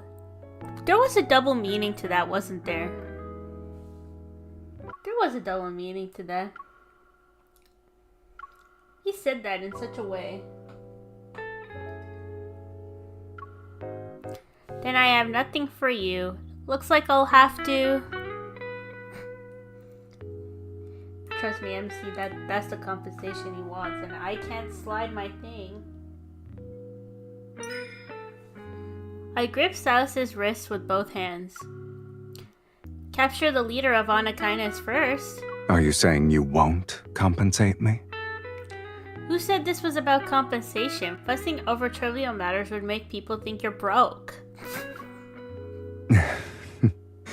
Then what do you plan to do by grabbing me? I haven't the slightest idea. Really? Of course, I want you. To go on a date with me in the N109 zone. Sylus raises his eyebrows slightly and surprise appears in his eyes. Sure. But allow me to give you a warning, kitten. In the N109 zone, anything can happen. Don't we know it? Don't we know it? Didn't it? I watched your 5-star card, sir. You do. Wait, what was the line I missed? I have you, don't I? Why can't we favorite MC's lines?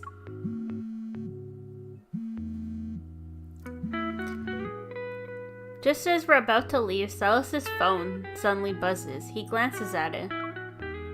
Perfect. I'll take care of a small matter while I'm at it. This man.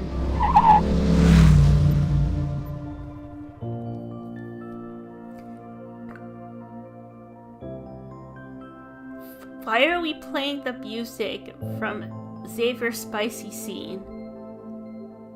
The heavy motorcycle roars as it enters the bustling district of N109 zone. It stops in front of the steps of a music hall.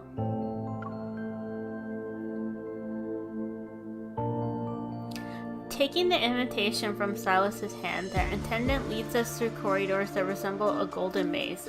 We arrive at the private box seats on the 4th floor. I can't believe a peaceful place like this exists in the N109 zone. We have violence and bloodshed, yes. But there are, occasionally, unique romantic moments that only belong to the N109 zone. Uh-huh. I used to think the word romantic had nothing to do with the N109 zone. Now I'm starting to appreciate some of it myself. I wonder what the difference is between concerts in the N109 zone and those in Lincoln City, though. I lean against Sylus' chest and look at the program beside me. Before long, the lights dim and the concert officially begins. Oh, we're at a concert.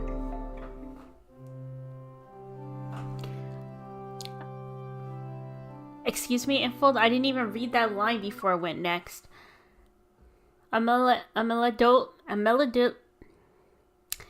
English? A melodious tune flows from the pipe organ like an ancient call. I look at Sylus, his eyes are closed, and his knuckles tap on the... Tap on the armrest in time to the rhythm. What is it? They're finally here. Shh. Oh my god, Sylus, every card. Literally, every card. In the banner memory too. I'm taking you for sightseeing so you can enjoy the polar night. Instead, we're getting chased by people. Now, what are you planning here? Sylus presses his index finger against my lips. Ugh. The sound of about 10 people's footsteps resounds outside the door. I realize Sylus' small matter has caught up with it. Why are we always getting chased? Why can't we ever have a moment alone, sir? Fake invitations. It must be on a kindness. Deal with them quietly and don't disturb the guests in the other box seats. Oh, Lord. You, go to the underground warehouse. The cargo transfer must be done as soon as possible. The rest of you will enter with me. I'm so tired of this. Too slow. When the door is broken down, Sylus already has his arm around my waist. Oh my god, I didn't even get to read the info! We wrapped in black-red mist, we plummeted into the hull. Every card. I'm taking you sightseeing, gets chased by 50 motorbikes. I'm taking you to a concert, gets ambushed at the concert. Gunshots ring out from all 4 directions, and the entire music hall is in chaos. Paintings and exquisite works of art are pierced by bullets. Their remains lie scattered on the floor. Oh, that's horrible. Sylus leads me through the maze-like corridors. He occasionally leaves small orbs with a gem-like texture in concealed spots. But I have no time to figure out what those are. I can only dodge the hail of bullets while shooting.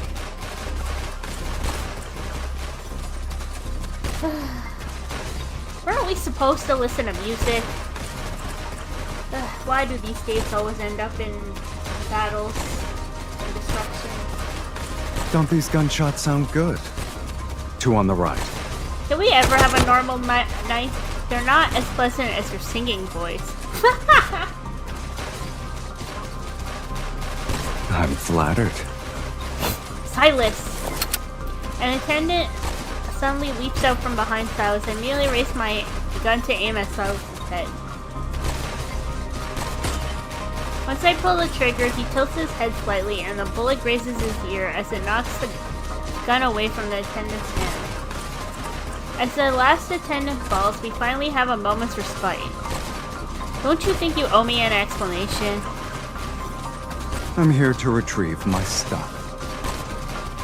This is why you had to be in person, and you even dragged me into it? There aren't many people I can trust right now. When are we gonna have a normal... Actually, we did. In the solo, we did. But, oh my god, like... Ugh, why every time we try to be together, it's so chaotic? The sound of footsteps grows louder again. We can't keep doing this. Find your cargo. I'll distract them. Luke and Kieran will handle the cargo.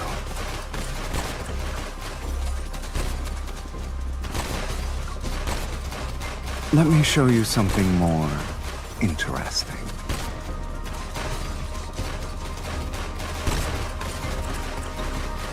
Sylus leads me around wave after wave of pursuers. Just as we're about to reach the marble staircase, we run into a group. I immediately draw my gun, but I'm almost out of ammo. With the enemy in front of us...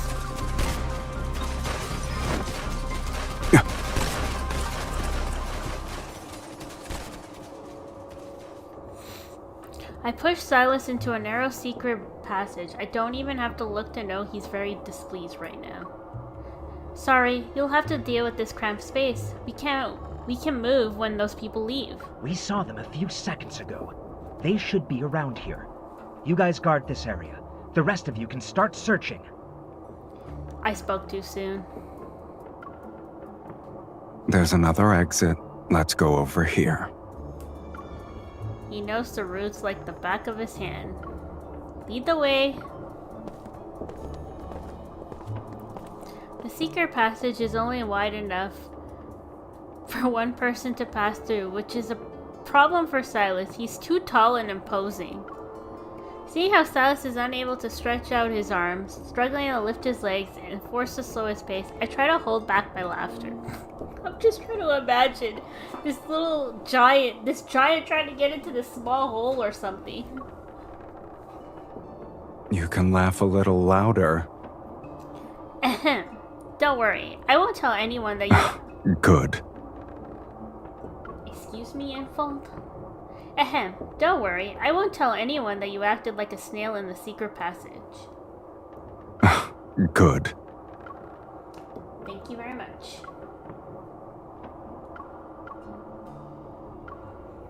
Otherwise, I can't guarantee I'll be able to keep the secret of a certain someone and Sylus acting like snails together. Uh-huh. I feel like it'd ruin your image more. Having you go down with me isn't too bad.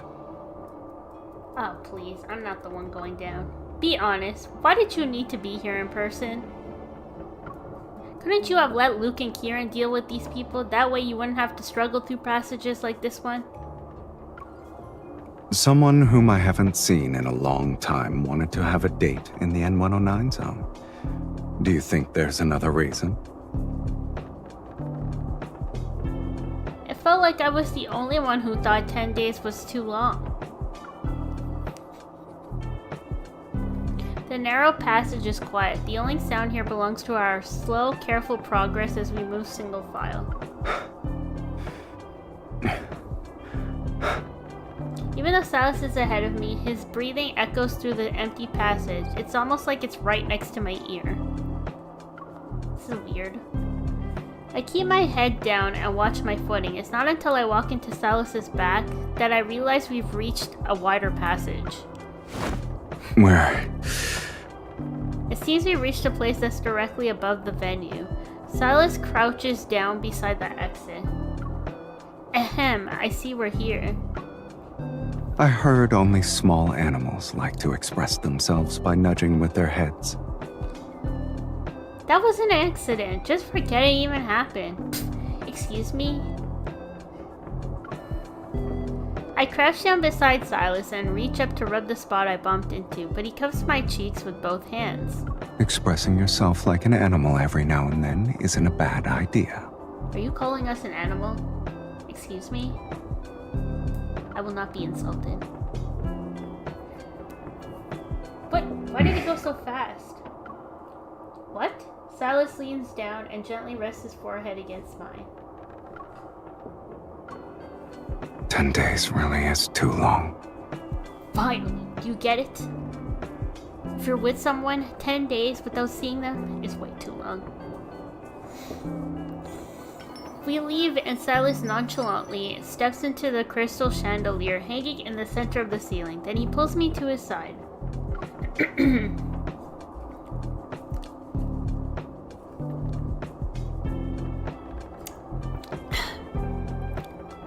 Every slight movement makes the chandelier sway more violently. I give up trying to balance myself and tightly hold on to Sylus.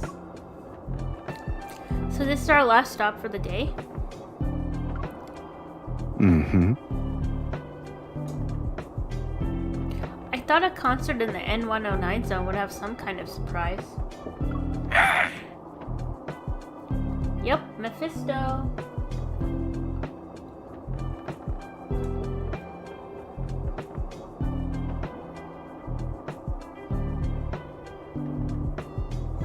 Be gone, bot. Just ban a bot. Just give me a moment.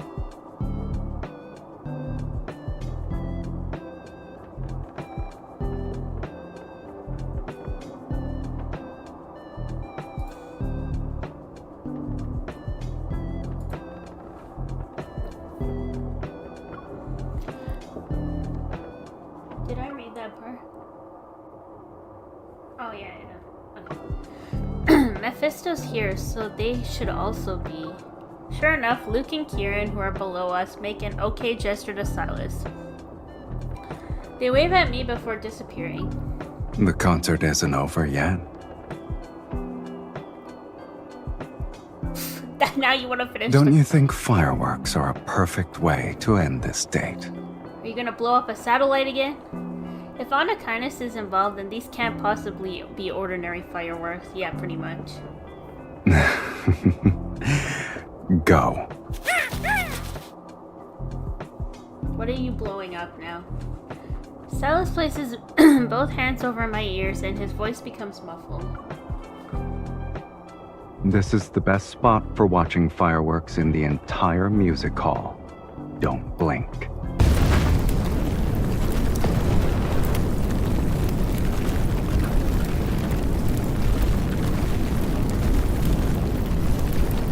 As soon as he finishes speaking, sparks burst forth in sequence from the places where Sylus and I had walked through.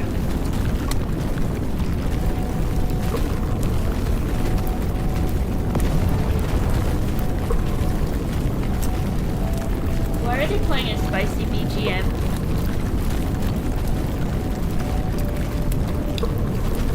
I don't need flashbacks, guys. Violent explosions and fire erupt one after another to create an intense symphony. Yeah, you're blowing up things again. What's new? The chandelier sways more violently from the explosions, and scorching flames narrowly miss us several times. Do fireworks like these still match your expectations for our date? You are still insane, Sylus. You can never be normal. You personally set everything up along the way. Of course I'm satisfied. Lily is Bonnie and Clyde. Over the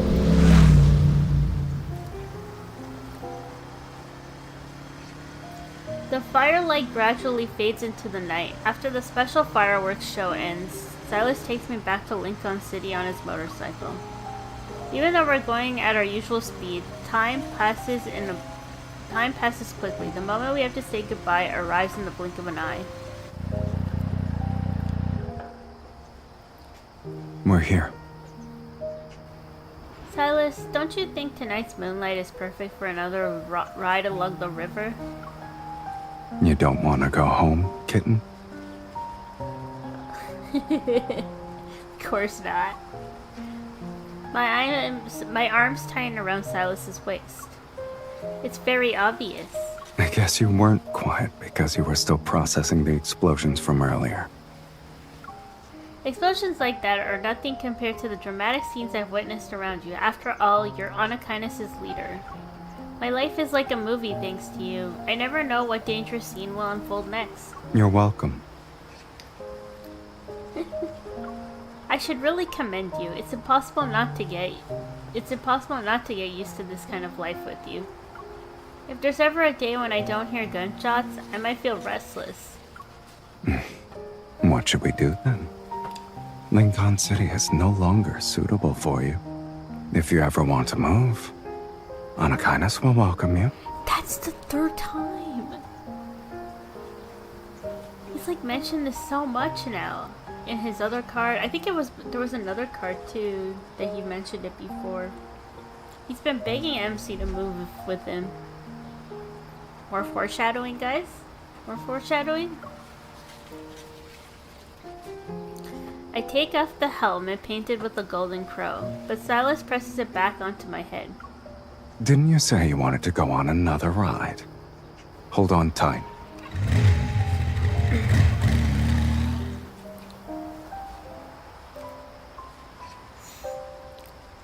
After that day, Sylus returns to being busy with his important affairs. Mephisto still occasionally brings gems. One day, a banquet invitation replaces the jewels. When I arrive at Anakainis' base, the place is surprisingly welcoming with the blazing lights. Am I at the wrong place? I check the door number again. I'm in the right place. With ease, I head toward the living room and look around. Some of the furniture has been removed. Long tables with wine glasses have taken their place.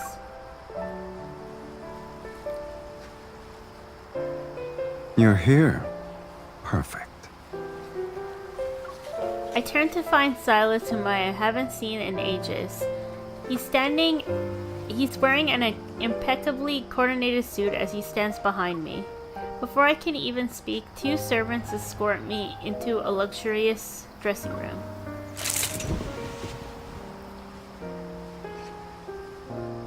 After being lavishly dressed up, I finally see Sylus again. He's waiting by the door. He appears to be thinking about something. But when he sees me, a subtle ripple of emotion stirs in his eyes. Not bad. Noticing how pleased he sounded, I lower my head and smooth the hem of my dress. Inviting someone to a banquet without mentioning it beforehand, isn't that a bit much even for a surprise? You give people a fair amount of surprises yourself. Sylus walks over to the full-length mirror and stops. His gaze is on me. Come here.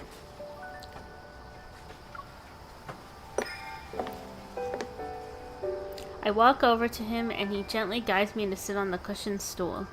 The more exceptional the gemstone, the more it needs a master who can complement its beauty. He takes 2 earrings from a jewelry box and places them in my palm. Put them on. I'm afraid I might hurt you. Aw, you can't. So sweet. String music drifts in from outside the door. The cello's low hum fills my ears. Your banquet has already started, huh? Are we late? The star of the show always makes a fashionably late entrance. They know how this works. In the jewelry box, there's a necklace more magnificent than all the gemstones from before, one set with a green square diamond. Even without him saying anything, I can tell the green diamond was cut by skilled hands. Whoever did it must have put a lot of care into their work. He brushes my hair back behind my ear, unfastens the necklace clasps, and places it around my neck. What kind of banquet requires an elaborate necklace? It's an ordinary wine-tasting banquet. Incidentally, it'll let them see the new stones I've acquired. Oh. As we talk, Sylus puts the necklace around my neck. His gaze lingers on my earlobes. Beautiful. That's so cute. Oh my god. My gaze meets his in the mirror. His eyes are full of mischief. You don't need to be skeptical. I was talking about you. Aww. Inviting me here means you're done with that important matter, right? I had to deal with a small problem. God, I want their fit from the actual card. Like, it looks so good. Right, destroying the planet would only be a small problem to you. The green square diamond gleams with a subtle radiance under the light. He lifts the lustrous gemstone with his fingers and carefully examines it. It's like polishing gemstones. The cuts and the process of polishing can be predicted. It's no big deal. But stones that are polished too much require you to spend more time in redesigning their shape. Wouldn't you say that still counts as trouble beyond your expectations? This diamond has a translucent quality to it, and there aren't many cracks. You can't tell what kind of polishing it underwent. You're not wrong. I don't like cutting that isn't under my control. But marked things that perfectly meet my expectations are actually boring. Wouldn't you agree?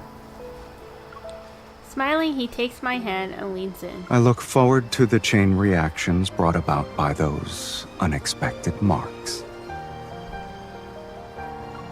This jewelry set is still missing one piece. I'll have to ask your finger to remain as it is for a while. Oh. Let's go. You're tonight's star. God, imagine how much that necklace cost, though. He's so freaking rich. While the lights sparkle and guests mingle with drinks in hand, the atmosphere here can be called harmonious. The guests' gazes dart around as they repeatedly examine the necklace I'm wearing. They whisper among themselves. Look at her necklace. Deliberately bringing out a woman to show off like this? That's something he'd do. The family heirloom is being worn by Sylus's woman now. It's obvious who won.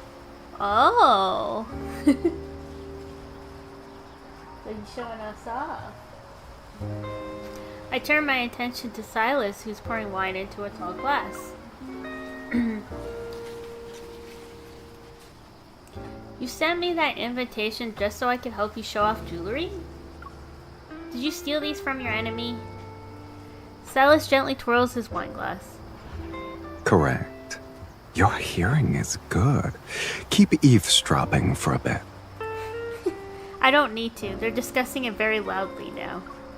Someone stole your things, went around winning people's loyalty, and opposed you at every turn. Some time ago, you brought in people to seize his mansion and stole this set of jewelry, which was his family heirloom. The people at tonight's party, their loyalty is wavering in the N109 zone, so you're making a show of force for them. Another correct answer. Take this prize. Sylus plucks a small cherry from the frosting of a cake that sat on a serving plate. He feeds it to me. Sensing the scrutinizing gazes around me, I move closer to ask Sylus in a low voice. What about Luke and Kieran? You must be plotting something if they're not here at an occasion like this. Sylus raises an eyebrow as if he just heard a joke. Plotting? That's child's play. Some important guests couldn't make it tonight, so I had the twins deliver gifts. Oh lord. Oh lord. Outside the window, the N109 zone is quiet. Sylus's gaze seems to soften under the moonlights and lamplights glow. His fingers brush against the necklace's gemstone once more. After the gentle touch passes, he moves his fingertips to my collarbone and the side of my neck. What have you been up to lately? What? What does that have to... Aside from fighting wanderers, there's nothing else, to be honest. Oh. So you can hear gunshots every day? I assume your life is eventful? Sylus pulls his hand back. He's about to slip it into his pocket, but I intercept him first. I intertwine my fingers with his. But I'm not used to it. Only be able to see Mephisto every day doesn't feel right.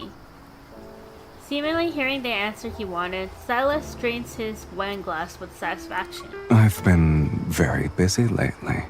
As you can see, I was preparing gifts for you. Sylus, as much as we love the expensive gifts, just want you. I did what I needed to do. Uh-huh. So should I be seeing more than just your bird every day from now on, right?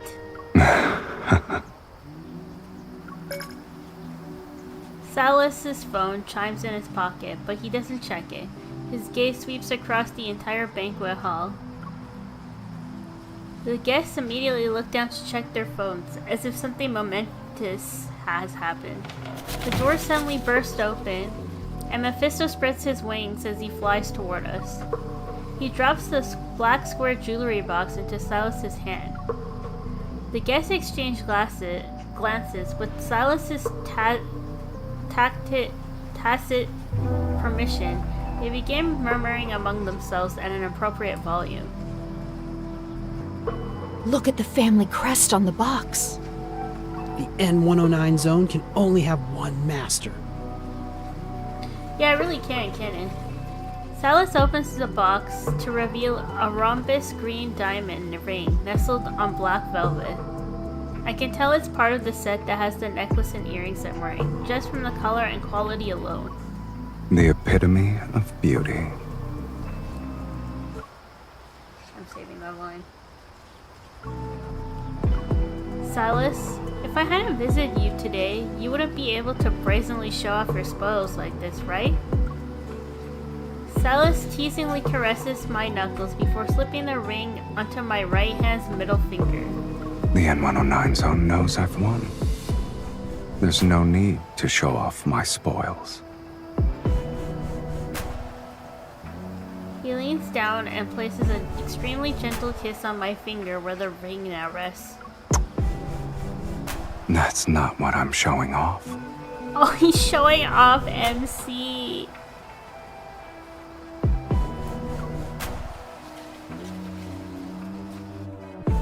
Oh my god! So he really wants her to join the N109 zone. Like, he wants her to join Anakainis alongside him. That's a lot of foreshadowing. That's a good card, actually. Because we gotta see more of Sylus's life. And it looks like MC is not enjoying her hunter life as much. So, are we gonna see MC join Sylus in an Anakainis? Is something gonna happen with the Hunters Association? Who knows? That was really good. All three cards were really good. Zayne's was like, we got to see more about like if him and MC were together in college, which it kind of was a continuation from his last year's birthday card. And Rafayel, I guess we're getting some inkling of what's probably going to happen in the main story, as both of his new cards had a lot of lore in it related to his past and stuff. So I look forward to the main story when it comes out. But it also looks like we have some foreshadowing for Sylus and MC. I feel like it might be also foreshadowing for his myth. I wonder if they were like married maybe in the myth or something. We'll find out when his myth comes out, but looks like lots of foreshadowing happened for future lore. Those were really good cards. I hope you guys enjoyed the stream. Sorry I was just be by myself today. Don will be back for the next card that comes out. Though we probably won't have a Love and Deepspace stream for a while. Because the banner runs till November 18th. And I heard that the next thing to come is a solo. Either Raphael's or Caleb's solo. So I will be pulling for the solo. So once it comes out, I'll pull for it. And then we'll stream it. The both of us. But yeah, that's it for today. I hope you enjoyed the promise cards and the 10 days with you card.